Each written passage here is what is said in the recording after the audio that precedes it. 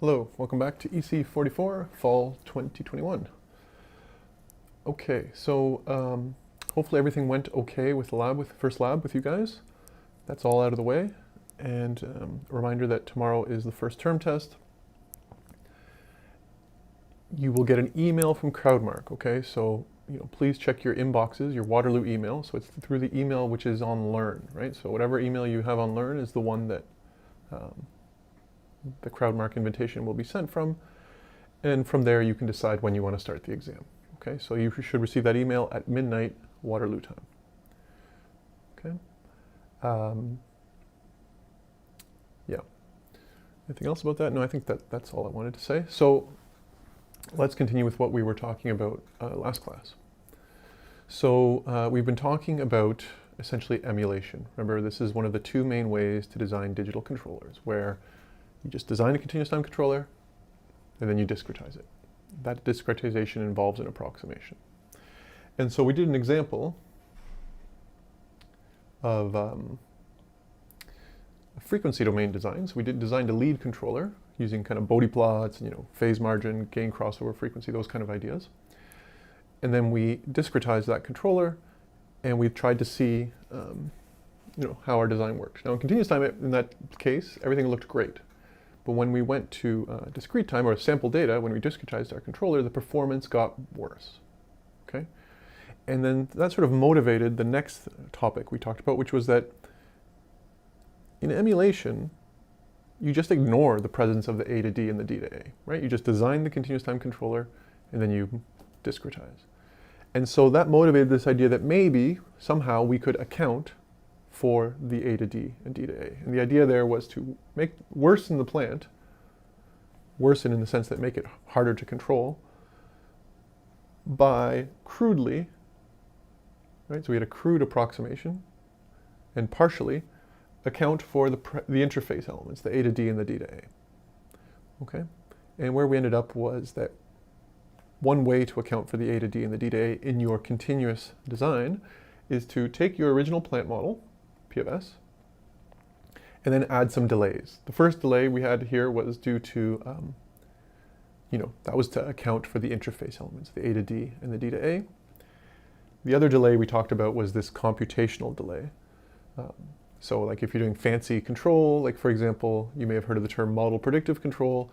That sometimes involves heavy calculations between reading the sensors and updating the control signal, right? So if there's a delay in doing that computation, then you might want to account for that with this computational delay. Okay, so that's our worsened plant, right? So PW for worse. And we said, okay, well, so the idea then is to design C of S for the worsened plant, and then you implement the discretized controller on the original plant, right? So this worsened plant is just an artifact that we use to design the controller, right? To somehow account for the A to D and the D to A. Okay, so how do we go, what changes in our continuous time design techniques? Well, we said that if you're designing in the controller C of S in the frequency domain, so Bode plots, lead lag, all that stuff, then all you have to do is adjust the Bode plot of the plant to account for the delays, right? So basically you're going to shift the phase plot. The magnitude plot won't change. On the other hand, if you're designing the controller in the S domain, so think pole placement, or time domain, which is what we'll do towards the end of the course, then you want to use a rational approximation. And so the idea here is that you take your worsened plant, right? There's the delay coming from the computational delay in the A to D, and then we just did a very simple Taylor series approximation and dropped the higher order terms. And we ended up with this worsened plant. Okay? So now it's rational, assuming P of S is rational. Now you have a rational function, a rational plant, I should say, and you can go ahead and do pole placement or whatever the case you want to do. Okay, so that's where we stand. And so I'm going to do an example of this right now, and that'll be the end of chapter 4. Okay? So let's proceed.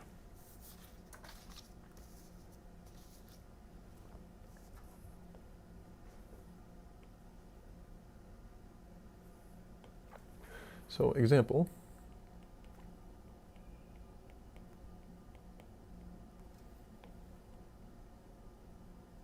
443. So we're going to take the same plant that we did our lead design last time. Same plant, same specs, but now we'll do our design in the S domain for the worsened plant. Okay. So in this example, the plant is the same as before.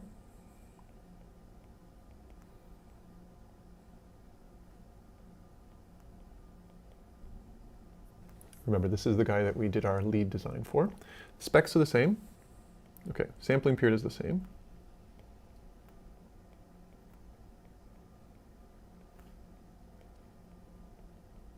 And the specs are as before. So stability,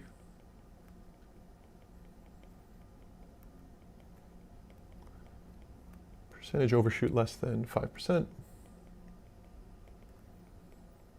settling time less than 3 seconds, and asymptotic step tracking.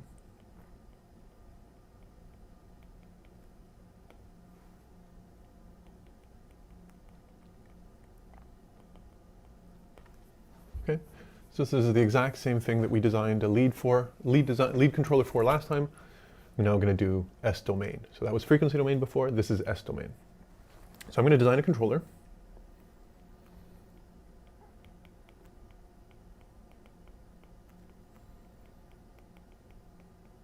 using pole placement.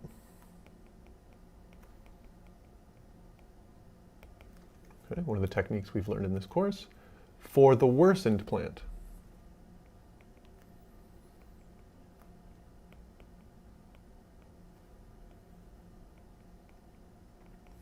And the motivation again for that is that we want to account for the A to D and the D to A in some way in our design. We don't just want to completely ignore them. Okay? So for the worsened plant, in order to try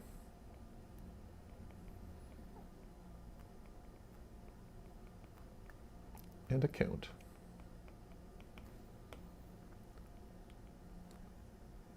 for the effects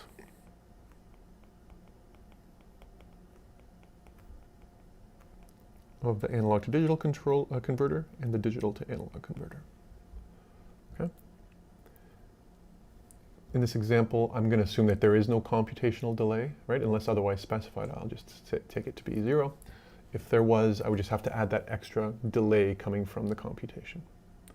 Okay, so the plant then, what we'll do is we're going to look at this worsened plant.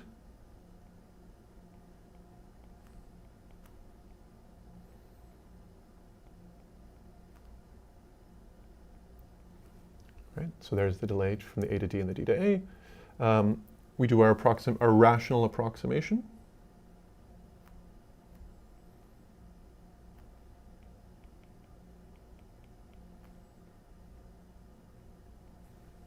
Okay, we rationally approximate the effects of the A to D and the D to A. And what we end up with is, well,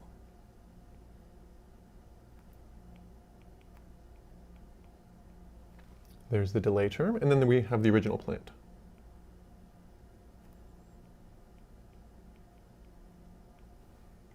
Okay, multiply it all out.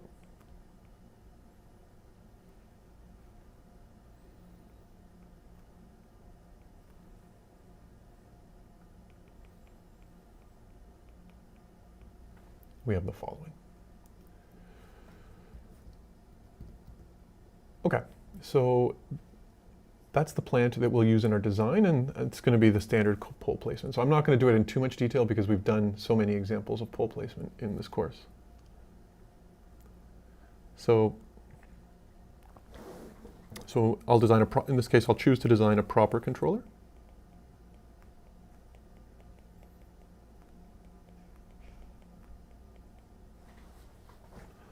Right? The plant, the worsened plant, is third order. And so my proper controller, if you remember from pole placement, will have order of the plant -1, in this case 3 minus 1, so 2.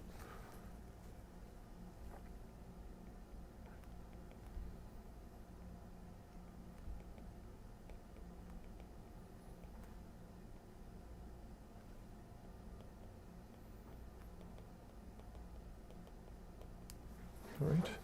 And we do the thing that we normally do, take the transient specs, characterize the good region. And so in this case, I'll just tell you the poles I'm going to pick. So to place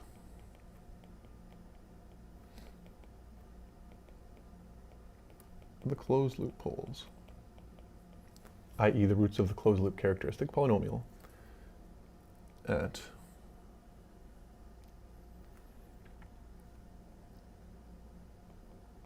so what I chose is the following.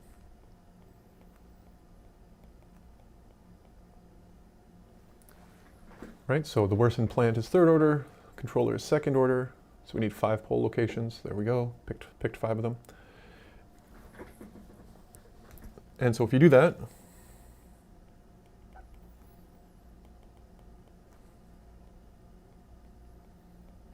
we get the following controller. By the way, notice I didn't worry about the step tracking spec because the plant already has a pole at the origin, so I just have to stabilize for the step tracking spec.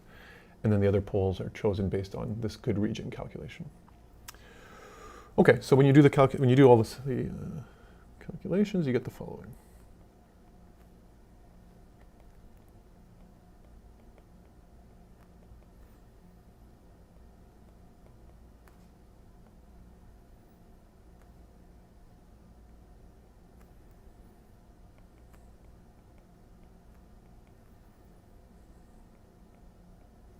Okay, so question.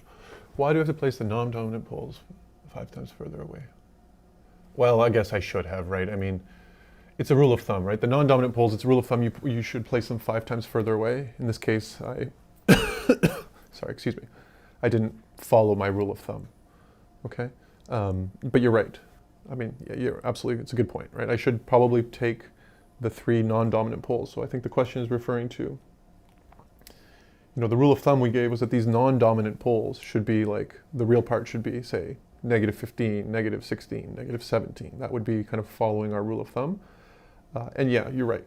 If I simulate this, it probably won't, it may not meet the specs because of the way I've, in fact, I think the simulations are in the notes. In fact, they don't meet the specs, right? And that's partially why, because I didn't pick the poles correctly.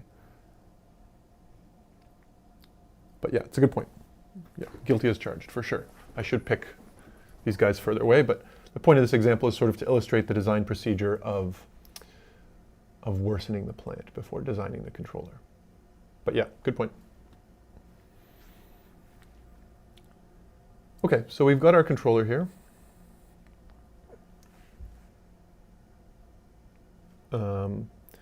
And just like we did last time, let's do 2 discretizations. I'll do the bilinear transformation and the step invariant transformation.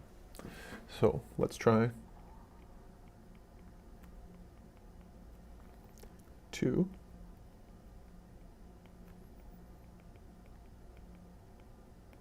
different discretizations. Okay, so the same ones we tried last time. So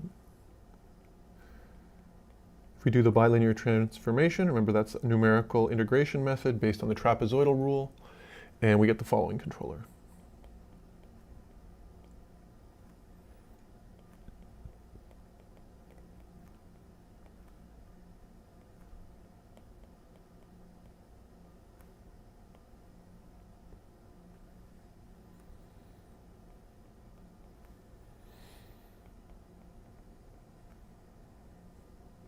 Okay, so sorry, just writing down these numbers.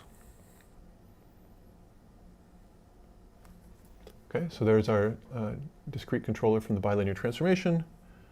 So BT, bilinear transformation. And then the other one is this step invariant.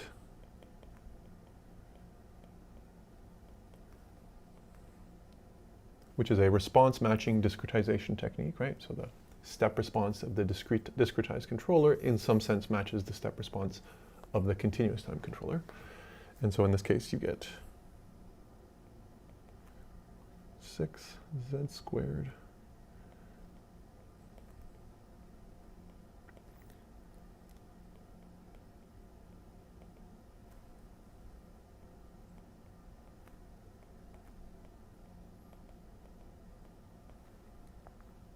all right.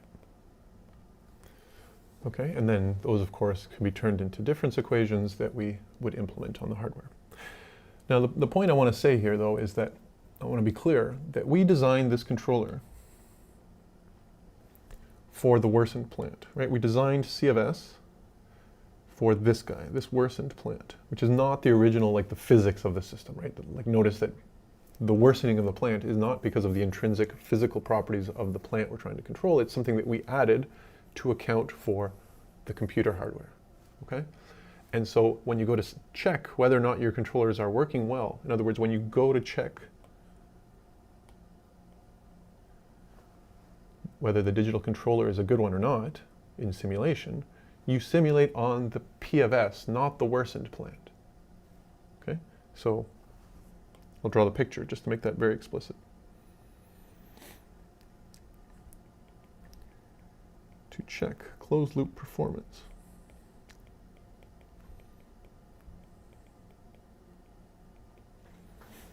We simulate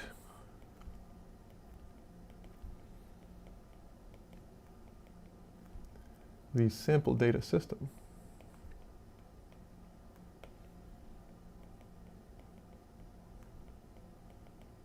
using the original plant.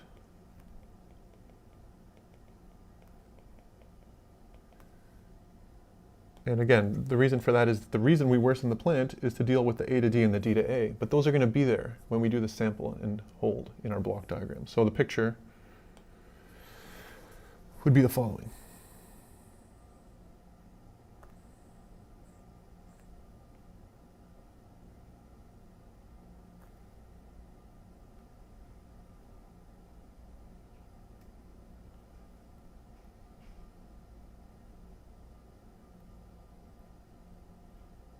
So I'm going to draw our usual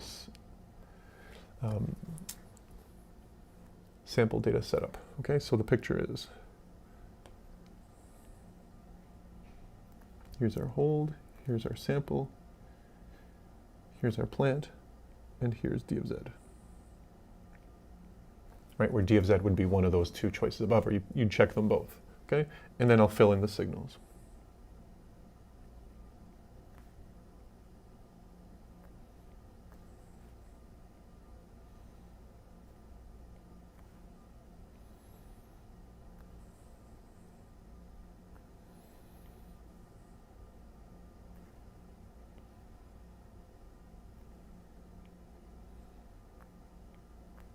I'll dash these lines in a second.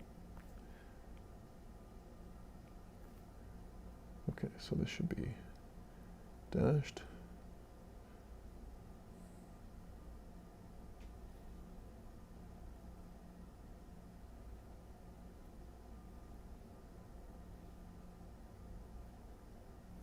Okay, so those are all our, that's okay, not very straight lines, but you get the idea. And so of course this is R of K. This is Y of T, Y of K, this is U of T.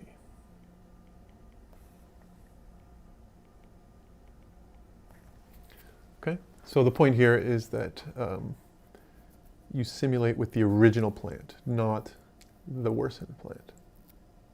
Okay, and then in the notes I mentioned that step responses are shown in the notes, and so in the notes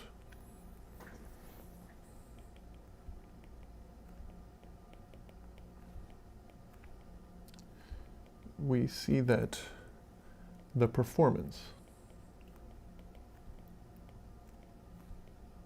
with the bilinear transformation, right? In other words, the performance of the sample data system using bilinear transformation is comparable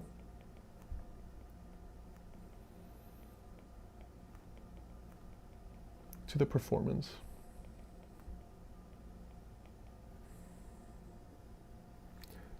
of C of S controlling the worsened plant.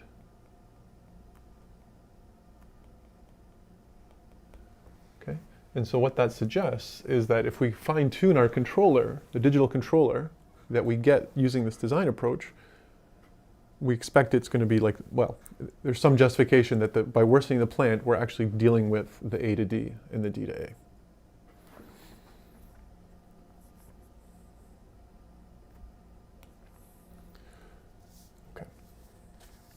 So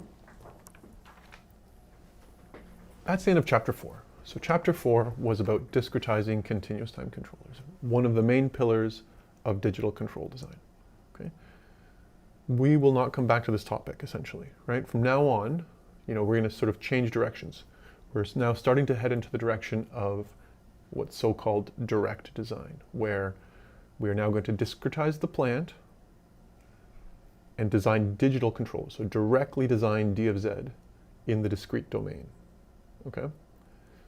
So I'll remind you of something I said way back at the start of the course. The advantage of doing direct design is now we can get performance guarantees. We can say what will happen at the sample instances, right? In emulation, we saw that it depends. If your sampling rate is fast enough, it works well, but there's no guarantees.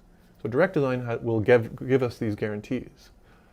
That's the plus. The downside is, and as you're going to see as we move forward, is that the analysis becomes a bit more intricate. Okay, we're going to have to introduce some new ideas, and so that's just kind of a foreshadowing of what's to come. Okay, now one of the things we want to do, and we want to talk about a little bit, is nonlinear systems, right? So nonlinearities, as you've seen in the lab, it's a fact of life, right? And so we want to talk a little bit about them first, before and some of the stuff we talk about there will become relevant in our direct design discussion. Okay, so let's do this.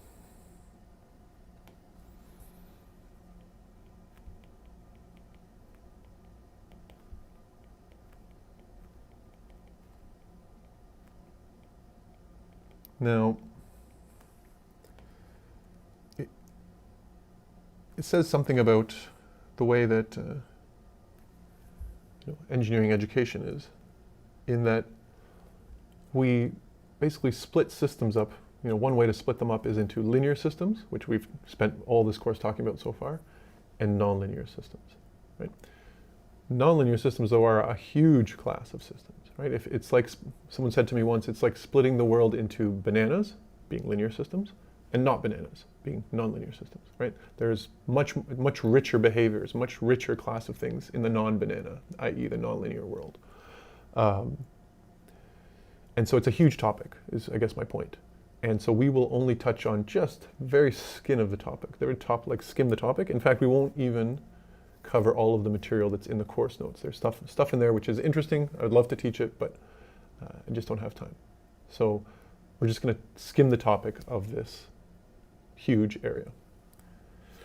Okay, and to start with, I need to introduce the notion, which you probably saw or have seen, but I'm going to assume you haven't, of state space models.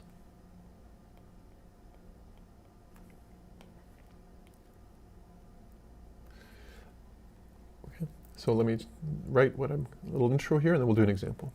So state space models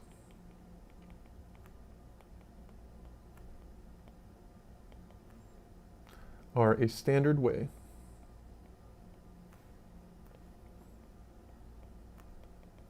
to express mathematical models of systems.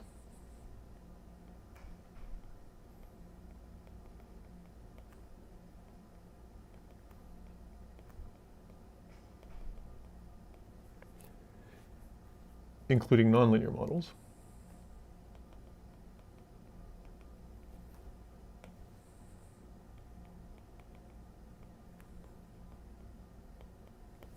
Right? So remember, we said way back in chapter 2 about transfer functions, right? Transfer functions are only good when if you have a linear time invariant system, right? If you have a nonlinear system or a time varying system, then you cannot model it as a transfer function. And so these state space models are going to give us a standard way of writing down models for this larger class of system. So let's do an example.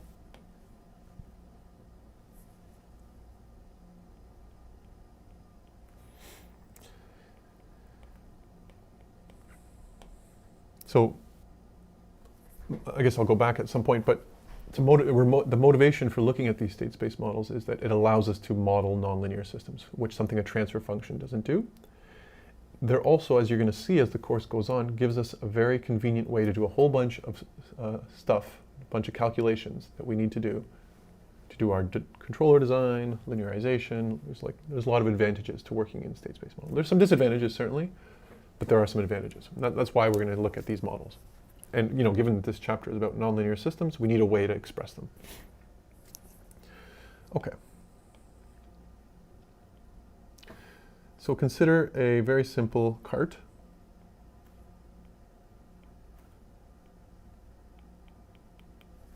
Okay.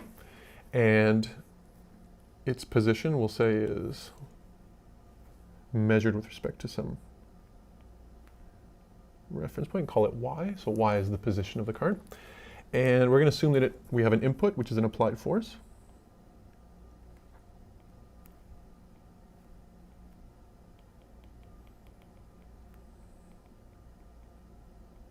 Okay. And there's going to be some air resistance, some drag acting on this mass.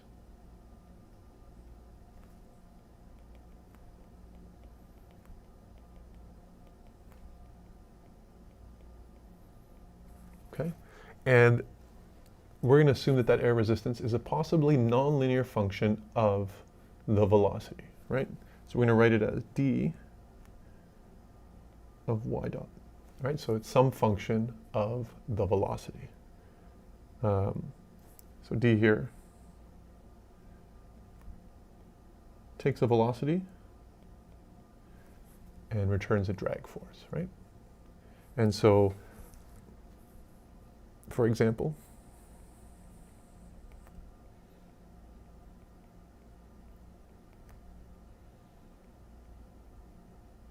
right, the common model of drag is that it's proportional to the velocity squared, right? That's why your car becomes far more inefficient at higher speeds, because as you get faster and faster, the force of drag gets higher and higher, squared. Okay, and see here d is a constant.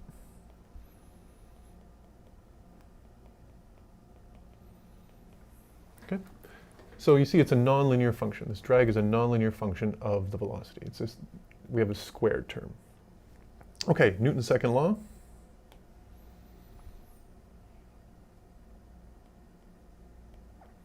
Gives us that mass times acceleration is equal to the sum of the applied forces. So we get this guy.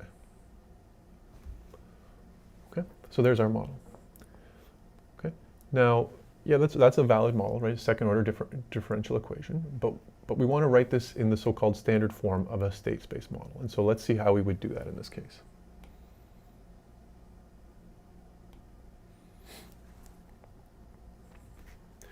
So we put this model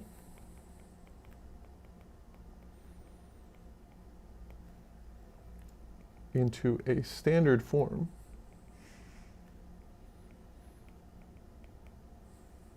by defining two so-called state variables.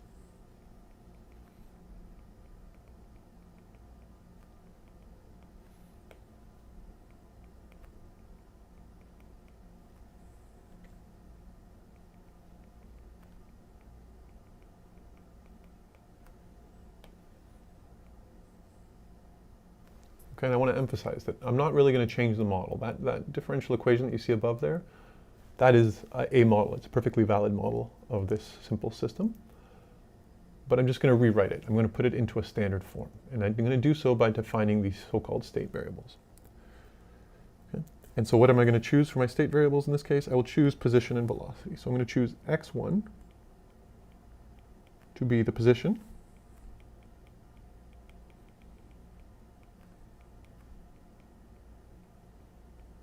And x2 to be the speed or velocity. Okay, and together, these two variables, x1 and x2, is what ultimately we will call the state of this system. So,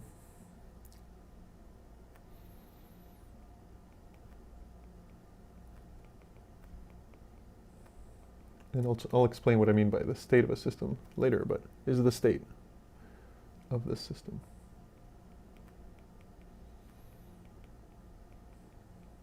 Right, so together position and velocity determine the state of the system. Okay, so now, like I said, I'm not actually changing the differential equation above. I'm just rewriting it. I'm expressing it in a standard form. So let's rewrite everything in terms of two things we're going to do. We're going to write everything in terms of x's, not y's, for the most part. And we're going to take our second order differential equation, what we've started with, and write it as two first order differential equations.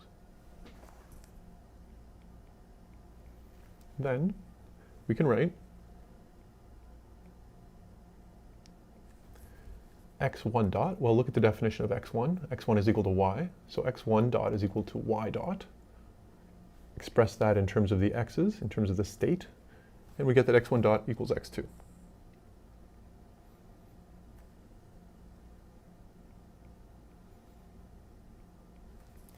Okay, x2 dot.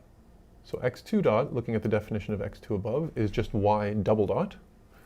And I'll remind you that y double dot satisfies that equation up here. Okay, so that's y double dot. So x2 dot equals y double dot, and so I'm just going to write the expression for y double dot in terms of the x's, and u, of course, the input. Okay, and so what I will get here is 1 over m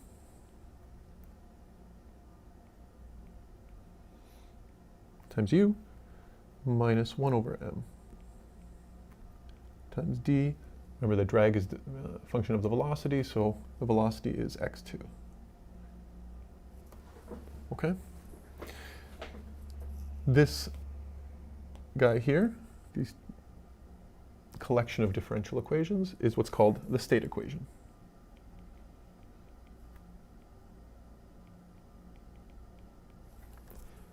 Okay.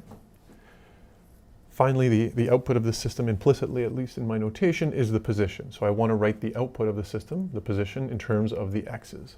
Well, that's pretty simple in this case, of course, because we know that the output is just the first state variable. Okay, and this is called the output equation.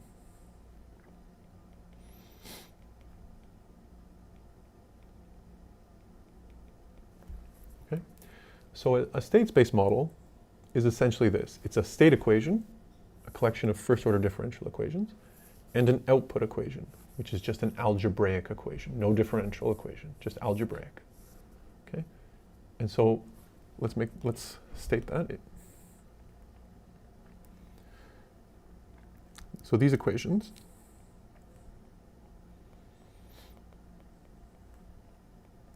have the general form. Right, so if I look at the state equation, generally it's going to be a vector of derivatives. Right, so if I take x dot, so you can think of x dot as being the left-hand side. So there's x dot, and it equals, in general, just some function of x being x1, x2, and u, the inputs. So I'm going to write that.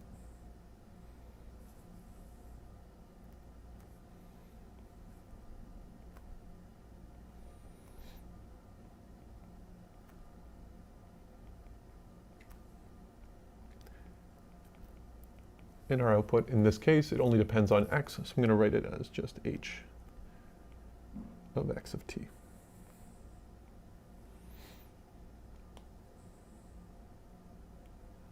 Oops.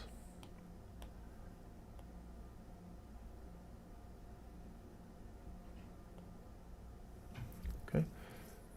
So that's kind of the abstracted form of the equations above, right? And so I'll just mention that this is what we'll call a nonlinear state space model.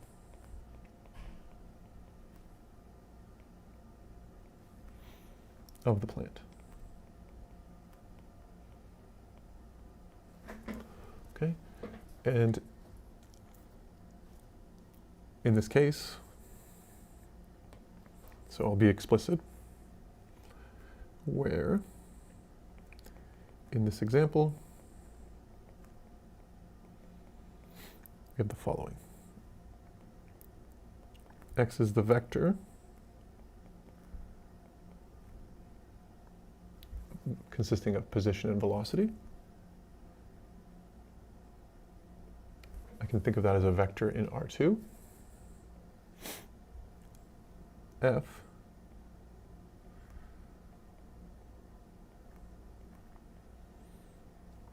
is the function which takes x and returns this vector.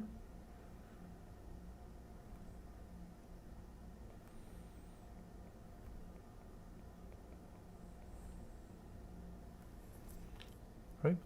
And h of x1, h of x is equal to x1.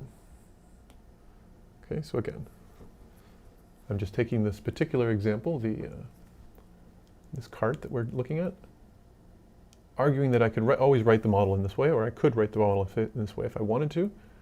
And then in this example, we end up with a system of this form where the particulars are this. Okay. So now the function f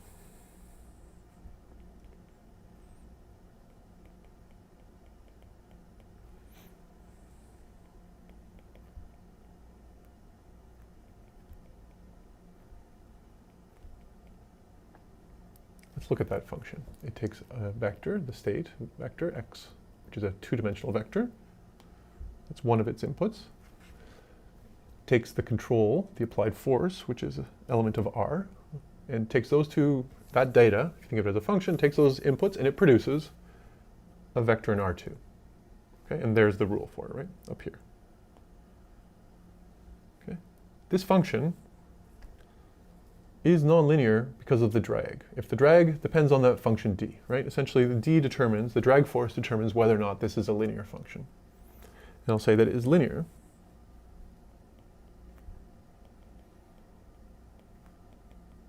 if the drag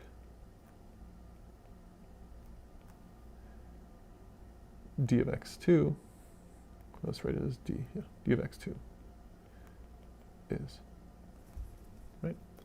The linearity of that function depends completely on the model of drag we're going to use. Okay? In this case, h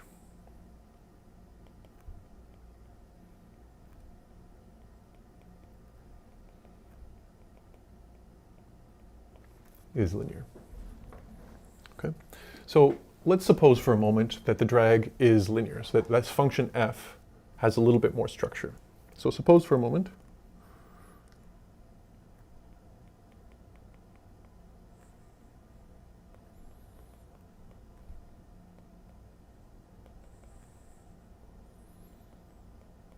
that the drag is linear. Okay, so instead of being, some function of the square of the velocity, it's just a function of the velocity. So i.e. d of y dot is just d times y dot. Okay. Then that function f is linear.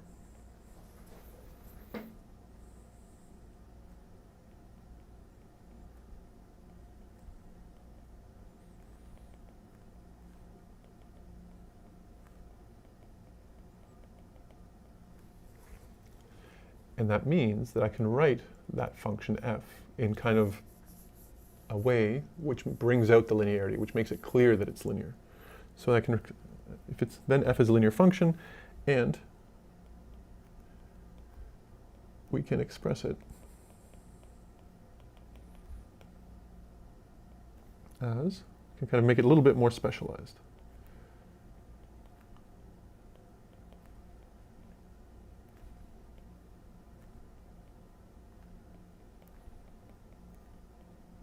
So let me write this down and then we'll go through it. Okay, so I'm going to use matrix notation, right? When I have linearity, I can write it as matrix times a vector. That's what a linear equation looks like. Okay, okay, well, let's go back up to f here so we can see at the same time.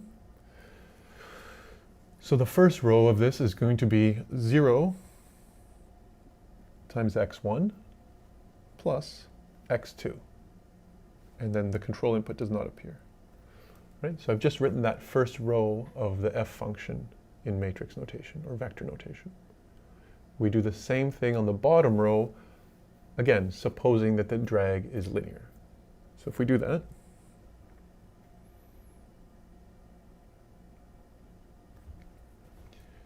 we get this matrix then, plus the input shows up as 1 over m. Okay. So in other words, when you have a linear system, this f function, which is in the right-hand side of our state model, can be given kind of additional structure, the structure of a linear equation. And so let's call this matrix A. Call this matrix B. Right? So it looks like in the linear case, you can write this function f in the form A times the vector x plus B times the vector u. Okay? Finally, if we define the C matrix to be this row vector 1, 0, to get the linear time invariant special case of a state space model.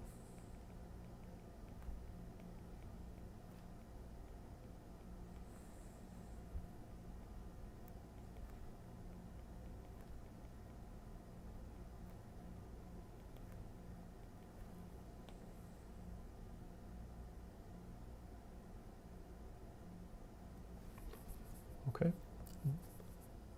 So this is the state space model of an LTI system.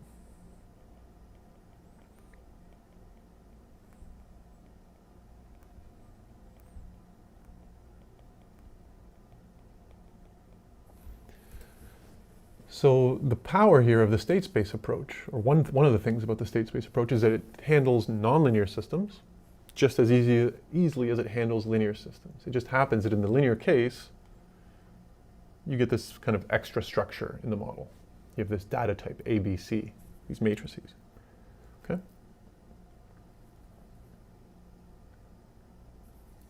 Okay, so the basic idea then of these state space models is that you take whatever mathematical model you have and you write it as a vector differential equation. Okay? Now, one question that will naturally should come up from this example, I want to address very quickly. So remark.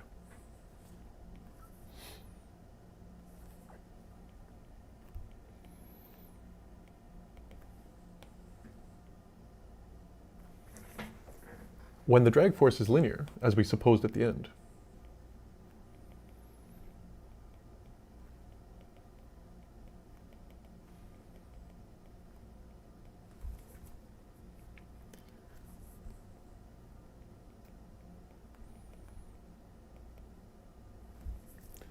then we didn't really need to do all this state space model stuff, right? We could have directly gone from the original second order differential equation to a transfer function.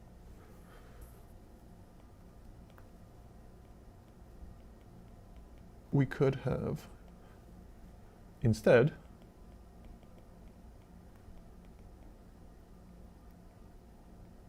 found a transfer function model, right? So in that case, remember, if the drag force was linear, our original kind of physics-based modeling approach would have given us this linear, now, differential equation. And you would have found the following transfer function.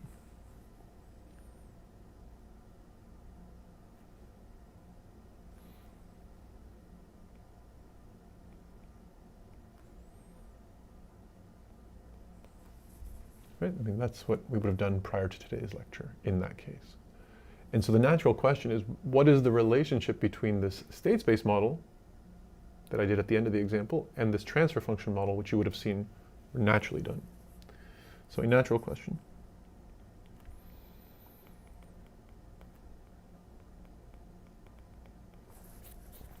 is, what's the relationship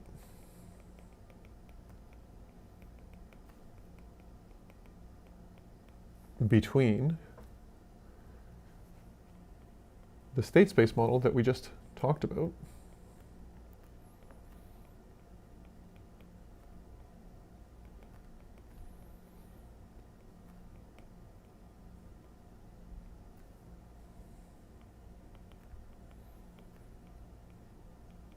in the linear case, right? In the example, we saw that you could model the system using this expression and the transfer function.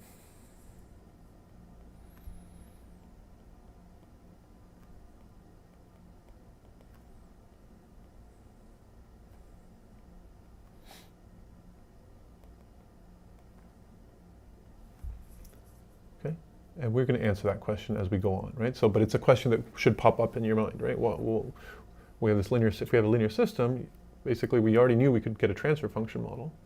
Now we're saying we can get this other type of model, this state space model. And so what's the relation? So I'll just say that we will answer this question.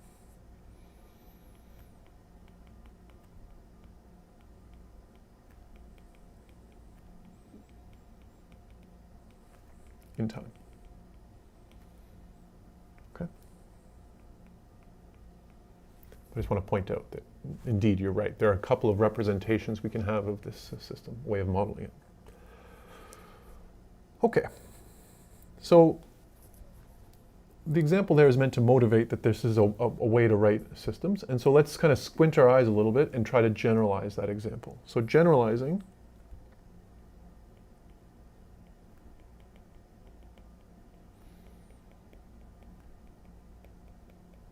the example we just did, we can say that a large class of systems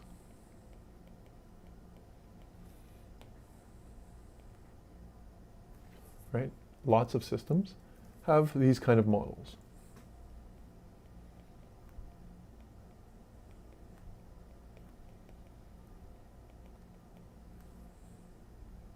And let me just write it down.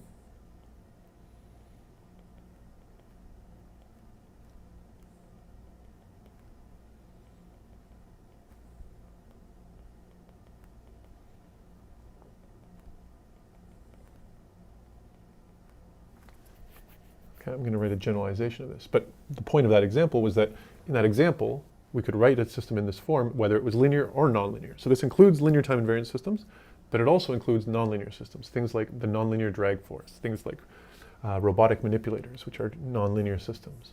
You know, the most of the world is nonlinear, right? So, so this includes a larger class of systems. So it's a large class of systems, and in this picture, you know, generalizing what we did before, in general, you might have a large state vector, Rn. You might have lots of inputs, so Rm. Similarly, you might have lots of outputs, so P of them, in fact. Okay, so let me just explain what these numbers are. So in this model,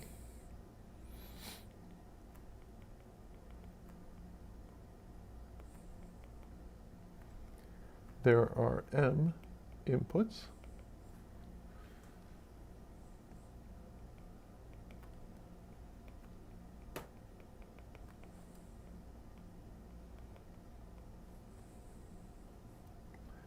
that's where the Rm comes from, right? So maybe there could be more than one input. There are P outputs.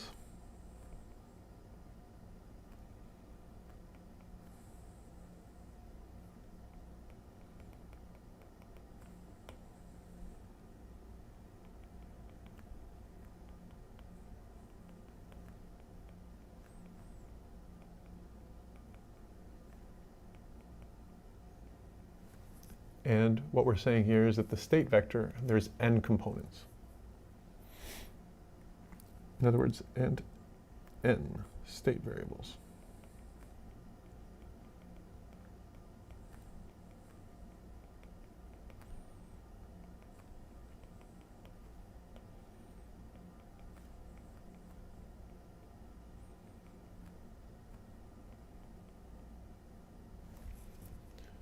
Okay.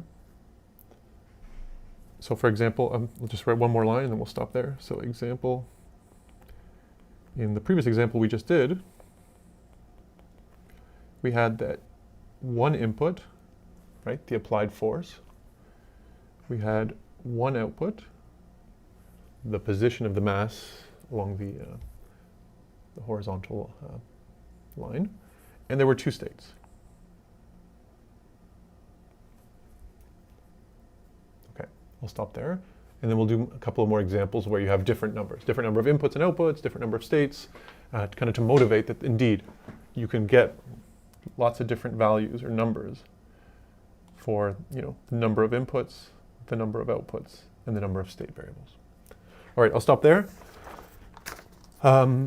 Good luck tomorrow, guys. You know, as I mentioned, please monitor your email or Piazza in case there's a typo or something, and good luck.